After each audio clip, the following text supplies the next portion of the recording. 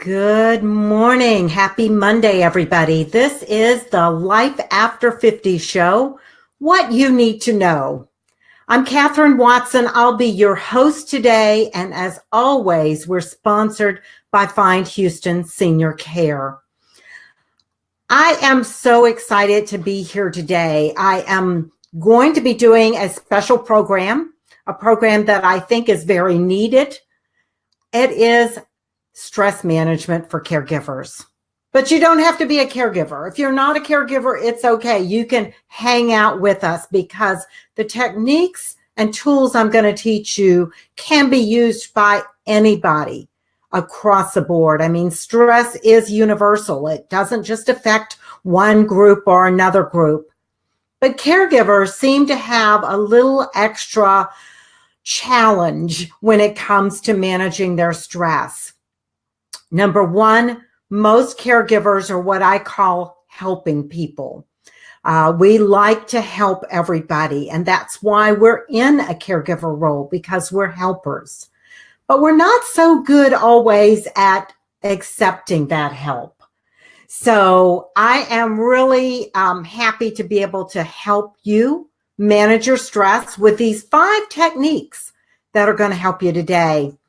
Just a little bit about me, in case you didn't know. Let's see. I am the author of Help, My Parents Are Aging, and also Help, I Can't Do This Alone. I am an author, a speaker, a life coach, and the founder of Find Houston Senior Care, and now the Life After 50 show, which I'm really happy to be bringing to the world. I think there's so much everybody needs to know. And we've had some amazing guests already on the show. We've had Julie Kutak from the Alzheimer's Association. We spoke with a caregiver who talked to us about the challenges she has caregiving from long distance and while being diagnosed herself with breast cancer. We spoke to a home care provider who gave us some great tips on what to do when your aging parent is discharged from the hospital. We spoke to a pharmacist who talked a lot about seniors and medications and being over-medicated and what a Houston cocktail is. All of these shows can be found. Oh, and we had a medical exercise specialist also. All of these shows can be found on the Facebook page. And if you go to the left-hand side, you'll see an area that says live videos. Just click on that and all of the past shows will be there for you to watch. So I want to get started and see if I can help you manage your stress today. And we're going to start off with something that I think is really important. And it's called setting boundaries. Setting boundaries. Boy, this is a tough one. And it's something that's so necessary. Caregivers often have a lot of issues with other family members who want to tell them how to do the caregiving or what to do. There seems to be a lot of conflict. I know in my own family and in my husband's family, we went through that experience and it wasn't easy. It was very, very difficult. And we often, as helper types, we want to make everybody happy. We don't want to have people that, especially other family members that are frustrated or angry with us or feel like we're doing the wrong thing. We want to do the right thing. And so it's really hard sometimes. But setting boundaries with those that you love, and sometimes that may even include the person you're caring for, okay? It's very important to know that it's okay to do this. In fact, it's not just okay, it's imperative that you do this. You have to stand up for yourself and you have to set boundaries. When we were caring for my mother-in-law, when we decided to move her to Houston and care for her, we were trying to negotiate with my brother-in-law, and things had not been working really well with that relationship already. We were having challenges since she had started on her journey of not being well. Okay. He kept talking about moving her to North Carolina where he lived, but nothing ever happened. And finally there was a crisis and she had to move. And so we moved her to Houston. Well, he decided that he wanted to manage the money. Since he lived away, he would manage the money and we would care for her. And in my gut, I knew that that was not going to work. I did not want to have somebody telling me what I could get for her and what I couldn't. I needed to have control over that part because I was doing the care. And so I set my boundary and I told him, I said, no, I'm sorry. If you want me to care for her, I need to be able to, in a moment's notice, say she needs X and I'm going to get it for her. I was very good with the money.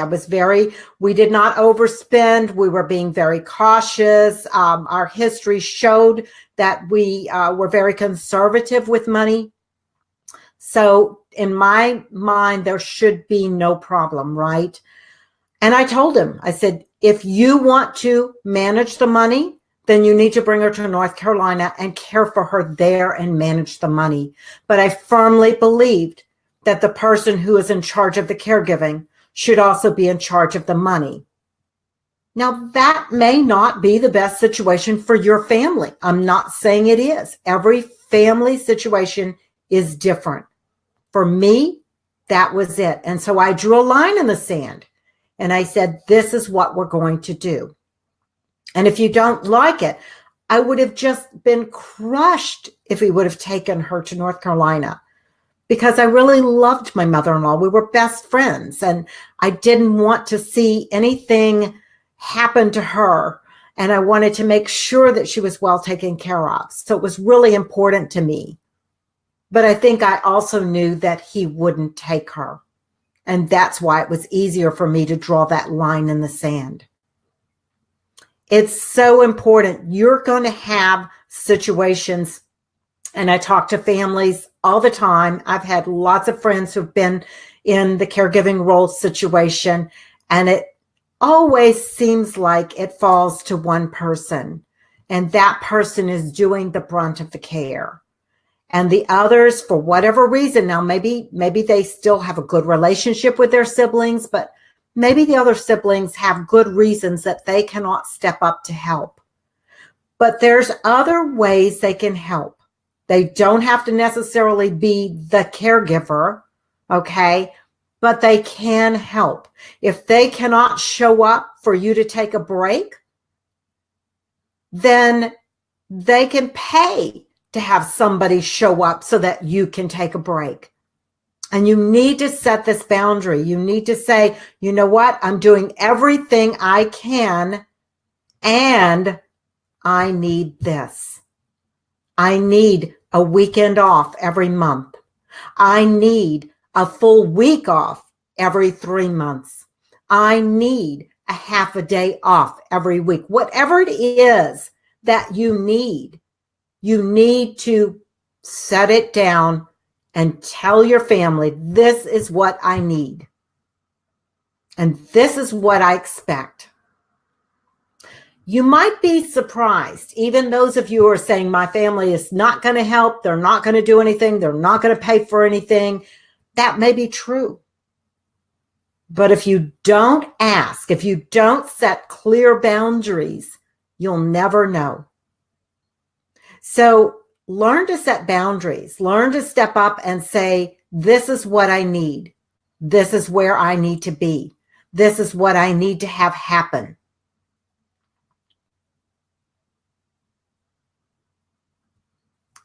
Boundaries.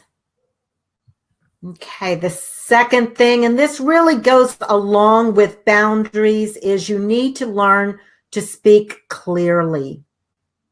You need to learn to speak clearly. Whoops, let's get the boundary one off of there. A lot of times people say, well, I've tried to set boundaries. And so I ask them, tell me, give me, talk to me like you would be talking to your family and tell me how you're setting those boundaries.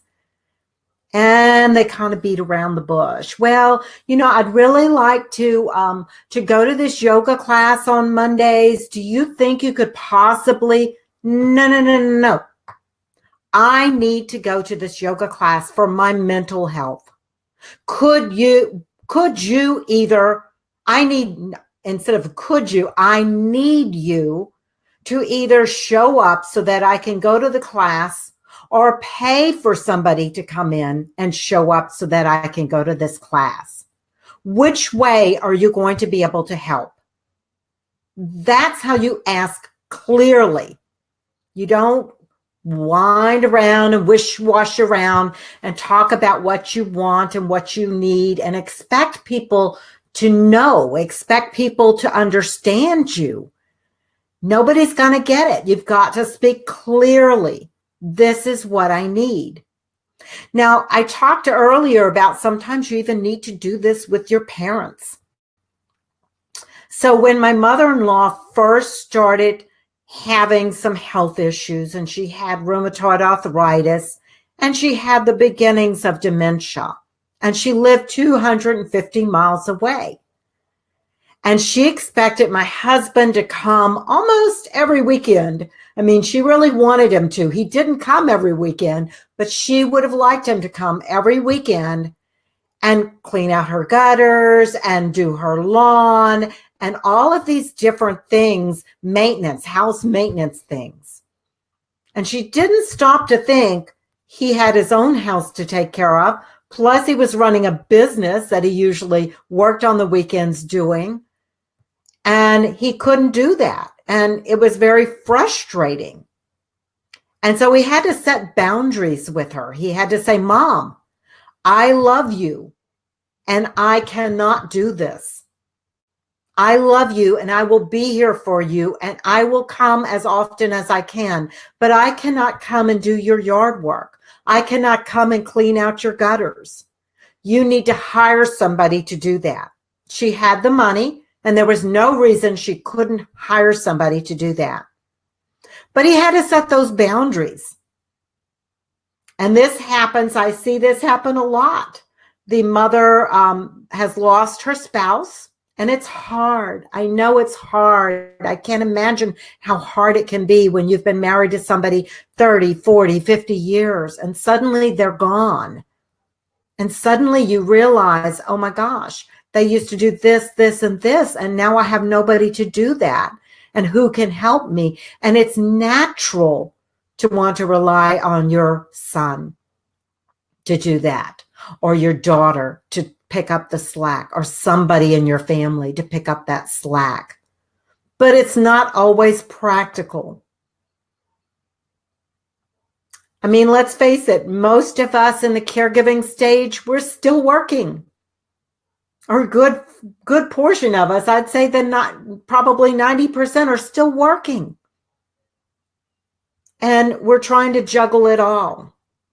And you have to set boundaries. You need to set boundaries with your children.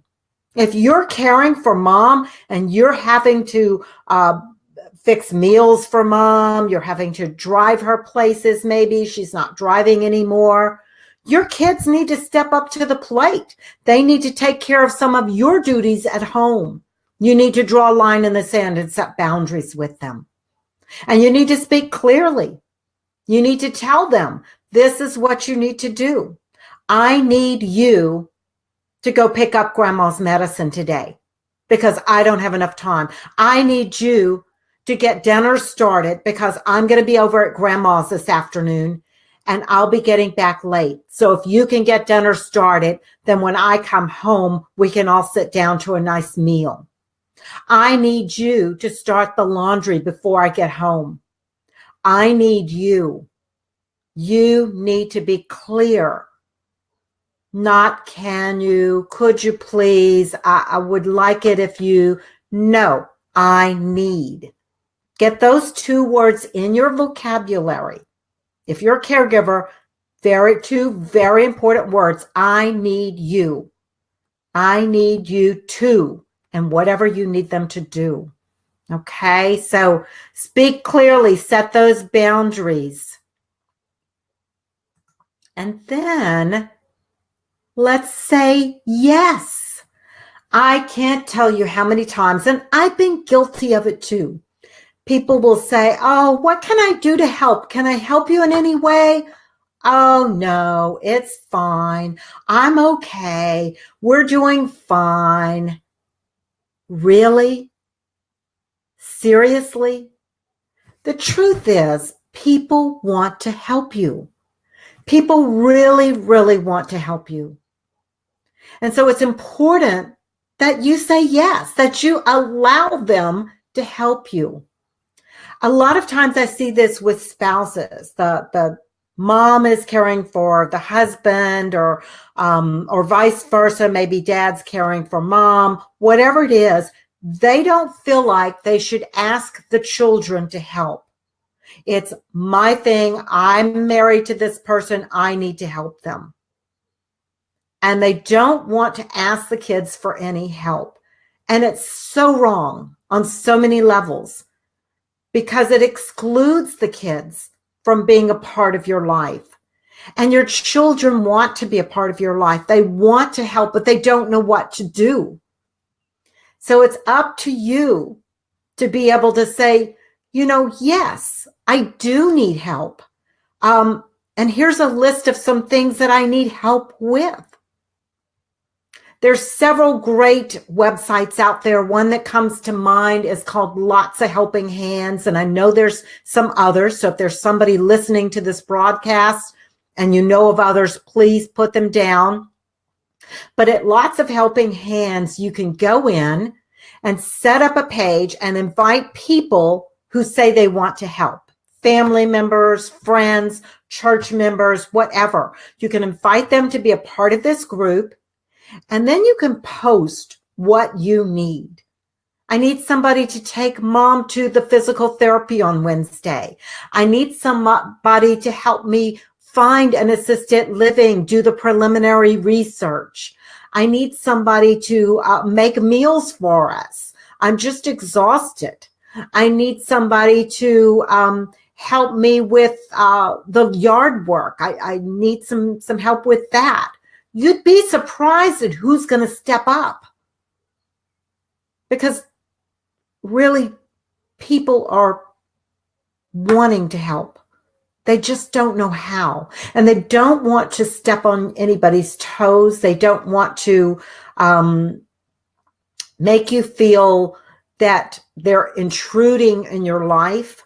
So you need to invite them in, and then be grateful for what they do. Don't tell them they did it wrong, okay? Just be grateful for how they did it and that they showed up. And if you don't think anybody else can take care of dad's needs the way you can, then farm out the other stuff. Get help with the other stuff. Get somebody else to do the cooking. Get somebody else to pick up the medicines. Get somebody else to help with other things that will make it easier for you to be dad's caregiver. So say yes. Say yes. Just say yes.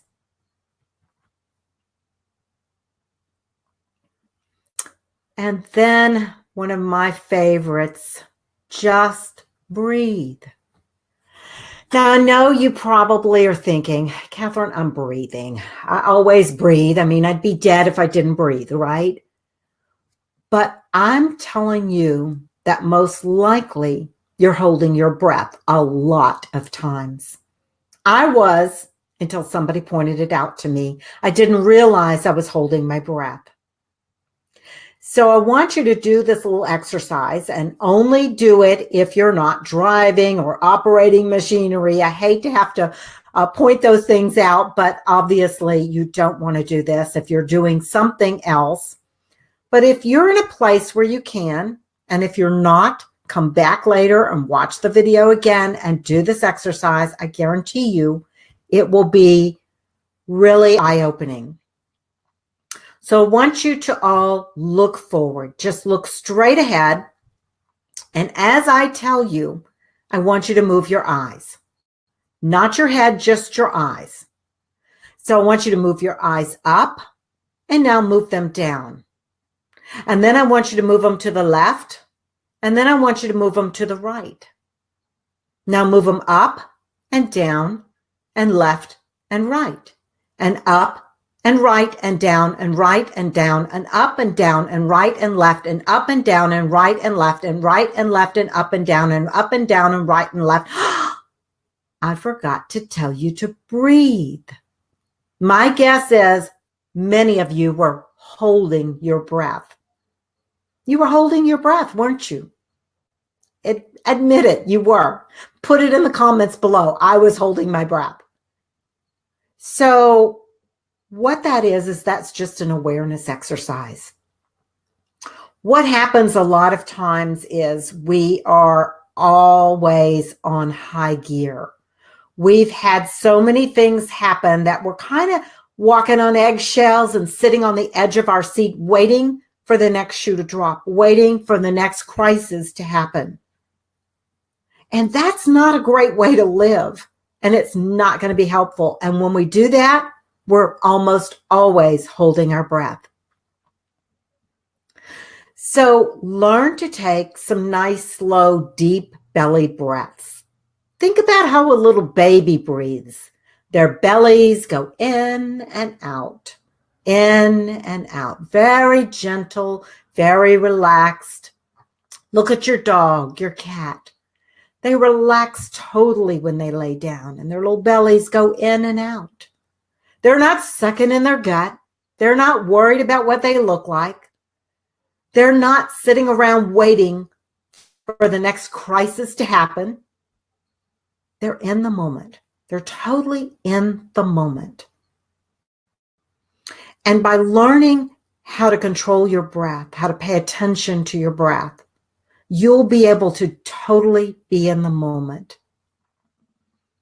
And this is especially helpful when you find yourself sitting in the emergency room of the hospital after an incident, when you're sitting by their hospital bed, when you're at home and dad has agitation, he's got dementia, and he's very agitated and he's pacing the floors, breathing, just breathing calmly, relax. There's so many different ways and different breathing exercises that you can do. One that I love is called the heart breath. And it was founded by the makers of Heart Math. And you can look up heartmath.org. That's HEARTMATH.org. They've done tremendous research on breathing, on connecting the heart and the mind, the heart-brain connection. We all know about the mind-body connection. At first, that was kind of a novel concept. Nobody really got it for a while, and now it's pretty much mainstream. Well, the same is true of the heart-mind or the heart-brain connection. We're learning more and more about that all the time. Even the foods that we eat, whatever you eat that's healthy for your heart, has been shown to also be healthy for your brain. So the heart and the brain are very connected. And in this heart breath, you focus on something that makes you smile, something that makes you happy, joyous. It could be your grandbaby. Maybe you have a new grandbaby, and every time you think about that grandbaby, you just smile. It could be your little dog or your cat that just makes you smile every time you think about them. It may be a place. A friend of mine goes to the ski slopes in Colorado in her mind, and that's her happy place. Whatever it is, that is your happy place. That's what you need to focus on. So go to your happy place and stay there. Stay with that thought. Stay with that visualization. And then slowly take a nice deep breath in 2, 3, 4, 5, 6, and hold it. 2, 3, 4, and then slowly release it. 2, 3, 4, 5, 6, and again. 2, 3, 4, 5, 6. Hold it. 2, 3, 4. Out. 2, 3, 4, 5, 6. Just a few seconds, 20 seconds, has been shown to make huge differences. They've hooked people up to EEG machines, electroencephalograms, to measure their heart rhythm. And the people that they checked came in very stressed, and their heart rhythm was just jagged and all over the place. And as they did this exercise, within 20 seconds, the rhythm began to be nice and smooth and even. It was just amazing how quickly this changed. Just amazing. So the breath I love because it's a tool that all of us have. Everybody out there has the breath. You take it with you everywhere you go. You can use it in the car. You can use it in your office. You can use it at home. You can use it in the hospital. You can use it wherever you are. And that's the beauty of the breath. So start paying attention. Catch yourself when you're holding your breath. If you're watching TV, maybe you're watching the news and they're talking about something horrible that happened, are you holding your breath? If so, maybe you need to cut off the news for a while. If it happens when you're on Facebook playing around and certain people trigger emotions in you with their post, maybe you need to hide those people. When you're a caregiver, you don't have the luxury of a negative thought. Okay? It's very important that you focus on the positive at all times. Breathing can help to get you into a more positive frame of mind. And again, you can take it with you wherever you go. It's wonderful. And last but not least, one of my favorites, gratitude. Focus on the good in your life. And it's easy to do when things are going great, right? But when you're in the middle of the muck, oh my gosh, it is so hard to do. It really is so hard. I'm going to be having some great guests that are going to be coming on talking about this. I've been talking to somebody about a gratitude journal that she wrote, and I think she's going to be coming on the show soon. I've got another lady that I'm hoping is going to come on the show soon. She teaches a specific method to focus on gratitude. Ho'oponopono, I think it's called. I'm not really good. Wendy, if you're out there, I'm talking about you.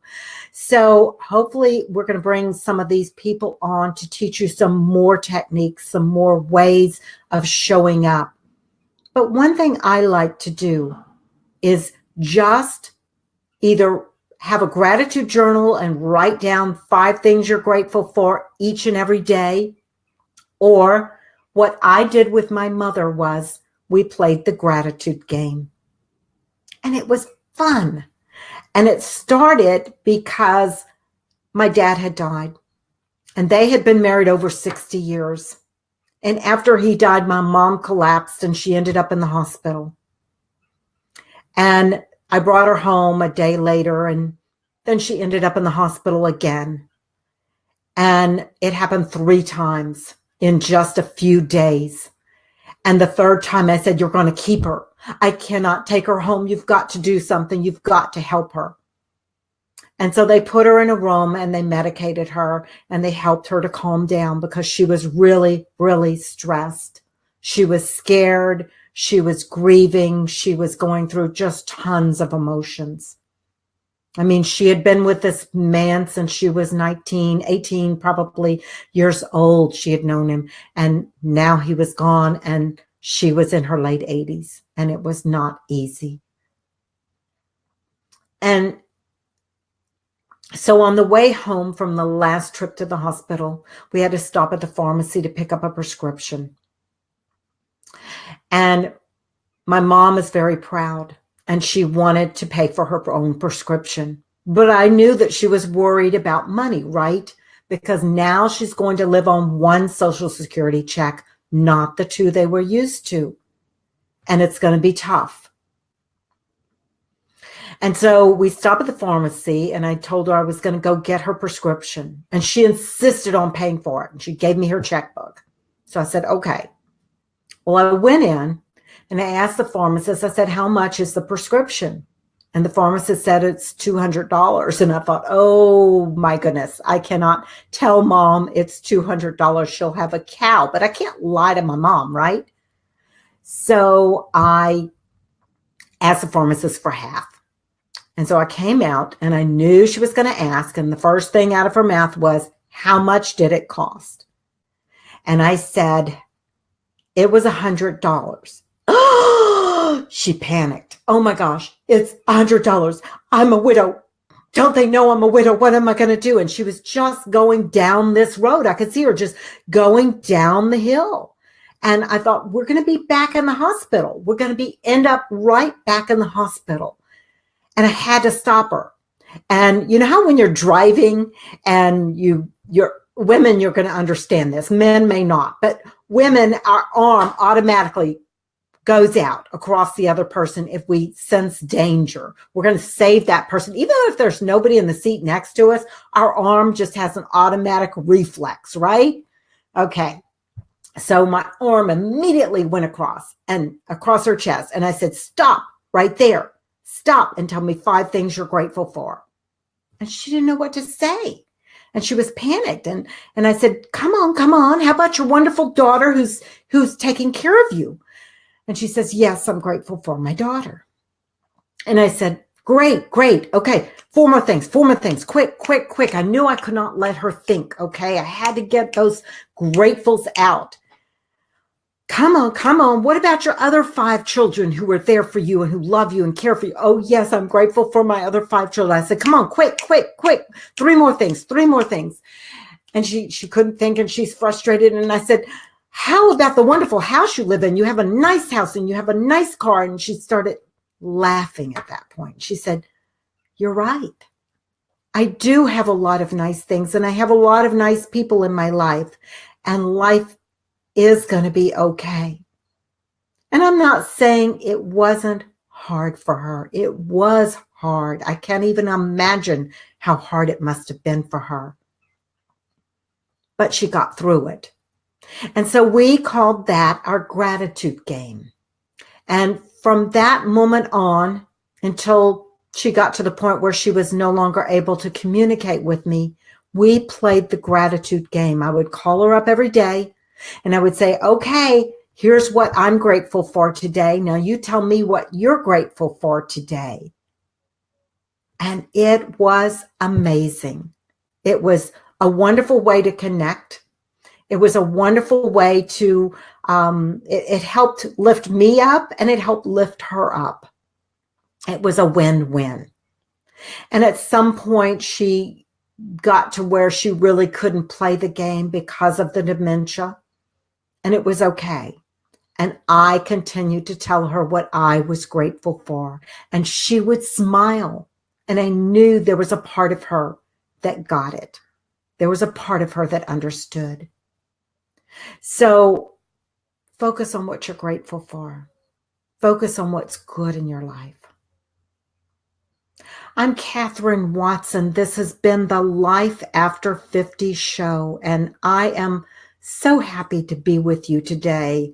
You can find my book, Help My Parents Are Aging, or Help I Can't Do This Alone, on Amazon. You can go to findhoustonseniorcare.com, and I'm going to put that address up. I think I have it here.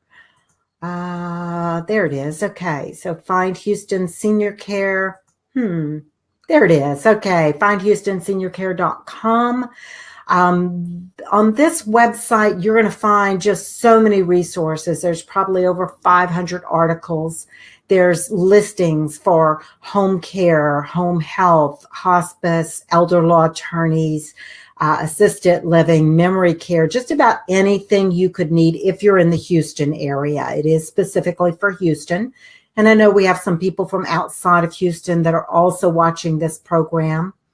The book, Help My Parents Are Aging, will give you a lot of good information as well, and it's more global. I'm always looking for great guests to be on this show. So if you would like to be a guest, if you have something that's of value to people over the age of 50, something that you feel like they need to know, message me. Message Find Houston Senior Care and let us know that you'd like to be on the show. And we'll love to have you there. Have a great day. And again, it's Catherine Watson. I'm really happy to have been here. And I look forward next week. Oh, before I leave, next week, we're going to have Greg Shelley on. I'm so excited. Greg Shelley is with the Ombudsman Program. And if you don't know what an ombudsman is, and you are aging, or you have an elderly parent that's aging, or somebody else you care for, you need to watch this show. Very, very important. He's going to give us a lot of information about the program, how it can help you, how to find an ombudsman in your area, everything you need to know. All right. We'll see you next week. Have a great day and a happy Monday.